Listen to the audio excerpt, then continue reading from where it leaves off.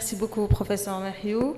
Chers collègues, bonjour. Je voudrais tout d'abord remercier le comité d'organisation pour m'avoir invité et m'avoir donné l'opportunité de parler de cette thématique qui est d'actualité, très intéressante. Et on va voir ensemble la place du gastro-entérologue endoscopiste dans la prise en charge de l'obésité. On sait maintenant que l'obésité est un véritable challenge de prise en charge. Pourquoi? Parce que tout ce qui est lié à l'obésité, ce sont toutes les comorbidités que nous connaissons. Donc on voit qu'il y a plusieurs acteurs, donc plusieurs spécialités qui sont liées à cette obésité, et on voit que toutes ces complications peuvent être mortelles chez notre patient.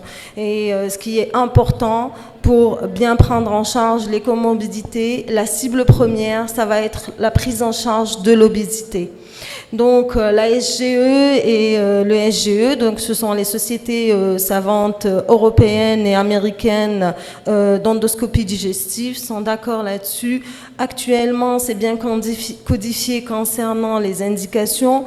Tout patient qui a un BMI entre 27 et 29,9 kg par mètre carré avec au moins une comorbidité, donc quelle que soit la comorbidité, doit avoir une endoscopie bariatrique. De même que pour les patients qui ont un BMI supérieur à 30, maintenant qu'il y ait ou pas une comorbidité, doit avoir une endoscopie bariatrique. Les résultats l'ont bien démontré que les règles hygiéno-diététiques seules ne suffisent pas. Un patient qui doit suivre un régime, donc on parle de régime ou de donc une hygiène de vie ou de meilleures habitudes de vie, une activité sportive, ne suffisent pas pour obtenir la perte de poids adéquate. Et on voit que les études ont démontré qu'une perte de poids est estimée environ à 3% à 12 mois dans le bras des patients qui ont juste les règles hygiéno-diététiques à suivre, alors que par contre, lorsqu'on associe de l'endoscopie bariatrique, on voit qu'on a une perte de poids qui atteint les 17,3% du poids initial à 12 mois.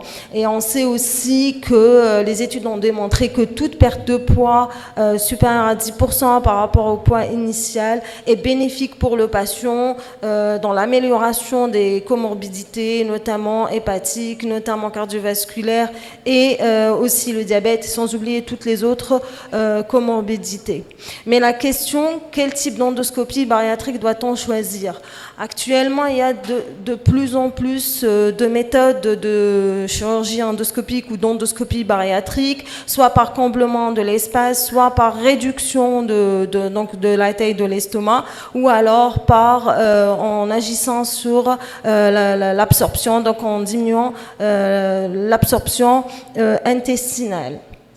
Alors, je vous ai, par faute de temps, et puis même, on va parler essentiellement de deux techniques qui se trouvent en Algérie. J'ai trouvé plus intéressant de parler des techniques qui existent chez nous. Il y a d'autres techniques, mais elles n'existent pas en Algérie, et puis elles sont déjà, c'est-à-dire en pleine étude, même à l'étranger. Alors la première technique, c'est la technique d'occupation de l'espace endoluminal, ou autrement dit, c'est le ballon intragastrique que tout le monde connaît. Donc le ballon n'existe pas, ça date pas d'hier, il a été déjà commercialisé et testé en 82 par l'équipe de Neban, où par la suite, il a été retiré du marché, jugé trop de complications, des complications inacceptables, donc pouvant mettre en jeu le pronostic vital. Donc ça a été retiré du marché, mais la technique a bien évolué, le ballon il a bien évolué, et il a été approuvé en 2015 par la FDA comme première méthode de perte de poids par voie endoscopique. Donc ils ont amélioré la technique et elle est devenue beaucoup plus safe pour les patients.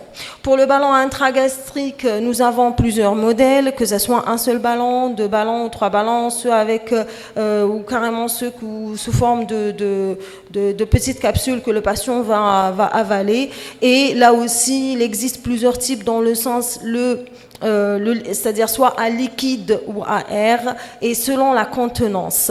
Donc on voit que le ballon, son intérêt est de retarder la vidange gastrique, il va diminuer le volume gastrique bien sûr parce qu'il va occuper l'espace, et bien sûr la réduction de la sécrétion des CCK. Ballon, oui, mais il ne faut pas oublier les règles hygiéno-diététiques. Il est bien démontré que la mise en place de ballons intragastriques nécessite une prise en charge pluridisciplinaire. Tout d'abord, les règles hygiéno-diététiques, car les règles hygiéno-diététiques sont importantes, l'activité sportive, la prise en charge par le nutritionniste. Et bien sûr, il ne faut pas oublier de donner les médicaments aux patients. Quels sont les médicaments qu'on doit donner quand on pose le ballon? C'est les antiémétiques, parce qu'après la pose de ballon, les patients ont tendance à avoir des effets secondaires importants, et il faut aider le patient à supporter le ballon pour éviter un retrait trop précoce. Donc, quelles sont les contre-indications avant de poser le ballon? Bien sûr, il y a des contre-indications qu'on connaît, que ce soit les lésions endoscopiques. Donc, devant toute lésion endoscopique, il faut éviter de mettre un ballon. Par la suite aussi, quand il y a une herniata, surtout si elle est supérieure à 5 cm, lorsqu'il y a aussi une œsophagite, n'oublions pas, lorsque le patient, et ça c'est très important, si le patient présente des troubles mentaux sévères, c'est un patient qui ne va jamais tolérer le ballon. Donc, il faut faire attention. Pour ces patients-là, il faut les faire évaluer pour voir s'ils vont accepter cette technique. Pour les effets secondaires, c'est essentiellement des effets secondaires à type de douleur abdominale, nausées, vomissements. Ce sont des effets secondaires qui ne sont pas très importants, pouvant entraîner une déshydratation dans certains cas, mais ça reste des effets secondaires pas très graves. Pour les effets secondaires très graves, notamment la perforation, la migration de ballon ou alors la pancréatite aiguë, ce sont des effets secondaires très rares qu'on ne rencontre pas souvent. Et là aussi, la mortalité, elle est très très faible chez ces patients-là.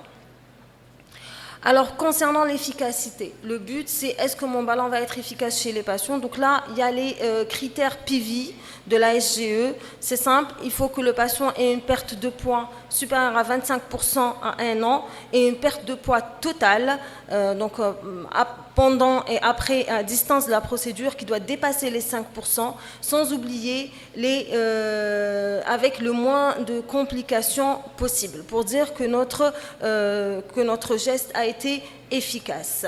Concernant l'efficacité sur la perte de poids, il y a pas mal d'études qui ont été rapportées, qui ont parlé de l'efficacité du ballon, mais on s'est intéressé, donc je vous ai rapporté cette méta-analyse qui a regroupé toutes les études qui ont été faites dans ce sens, et ça a prouvé que le ballon était efficace dans la perte de poids, et il a bien répondu aux critères de PIVI. On voit dans cette méta-analyse où on voit que la perte de poids est estimée à 12,8% à 6 mois et 10,9% à 1 an, donc l'objectif est atteint. Pour les comorbidités, dans cette méta-analyse, il n'y avait pas beaucoup de comorbidités. Il y avait une efficacité plutôt sur les comorbidités, et on voit que l'efficacité était prouvée, que ce soit sur le diabète, sur l'HTA et sur toutes les autres comorbidités qu'on rencontre au cours de l'obésité. Là aussi, donc c'est une technique qui est efficace. Pour la MASH, parce qu'on sait maintenant que l'obésité, il y a une action au niveau du foie. La MASH et la fibrose hépatique sont un véritable problème de santé publique, parce que quand on a des patients qui sont obèses, qui présentent de la stéatose, on ne sait pas celui qui va présenter de la fibrose, celui qui va évoluer vers la cirrhose et le risque de carcinome hépatocellulaire. Et dans cette étude, on voit maintenant apparaître des études qui s'intéressent à l'efficacité de l'endoscopie bariatrique sur le foie.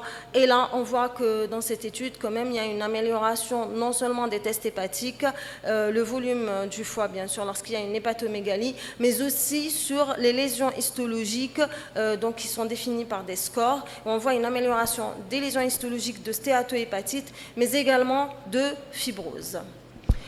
Je vous ai parlé au départ, je vous ai mis cette étude qui a également évalué donc le ballon intragastrique, mais c'est une nouvelle donnée, c'est des ballons que le patient va avaler, c'est comme une capsule, il sera relié à un cathéter, puis on va gonfler via ce cathéter, on va gonfler le ballon intragastrique, donc c'est moins invasif, le patient n'aura pas à bénéficier d'une endoscopie haute, du moins pour la pose du ballon, et ça, donc il y a cette étude donc, qui a regroupé plus de 2000 patients, où on voit que l'efficacité, que ce soit sur la perte de poids, mais également sur les effets indésirables. Donc c'est une étude qui est positive dans le sens qu'il y a un effet très positif sur la perte de poids, de même que sur l'action sur les comorbidités.